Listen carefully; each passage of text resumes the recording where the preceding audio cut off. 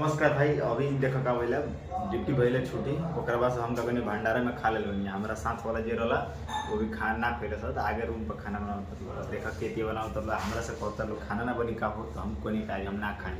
ये नहीं कि बतले कि खा खाइल बनी एक आदमी है ना सुतल बड़े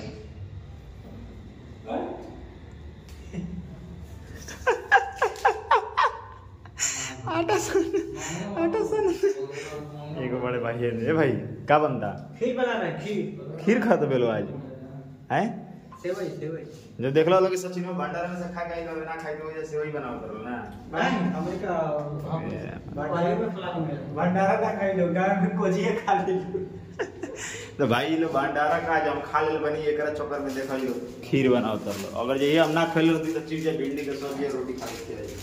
आई दूध पाऊ चला खाता लो खा लो दूध पाऊ चला गांव देहात के आदमी दूध पाऊ चला खाला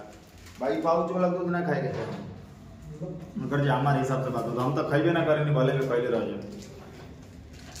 देखा भाई राज बना ई कलिए जोड़ो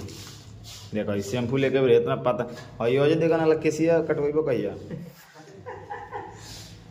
वजह देखा ना ही बाबू तो तुरंत साने में बड़ा मजा आवत होई मजा होता है कोमती खाए खाती बाहर में भाई 10 घंटा ड्यूटी करो के बाद खाना बनाओ आई जे बावलो का निकलो लगो थे में बोलो कहां तो बावले को किंग ले आवलो शुक्ला कहीं नहीं सुकले को दिए उनका रहा के ओकरा बाव ना मिली तर लोगे जल्दी कालो चलो लो तनी मार्केट रोड में घुमाई कर लोगे 5-6 तला रूम बावे के लोगे उतरहूं में दिक्कत बा का कहत रहो खाना होके के मने नहीं देखो कहत मैं कि मार्केट इनका लोग खड़ा होके के मने नहीं करा ड्यूटी लगे रे कहीं आदमी होते सुतल बड़ा के पिया ड्यूटी लगे बाद खड़ा होके के मन नहीं करता हमको नहीं मार्केट चले लोग बहुत अच्छा तो इतने कहो कि ब्लॉग ज्यादा लंबा हो जाए। नमस्कार भाई।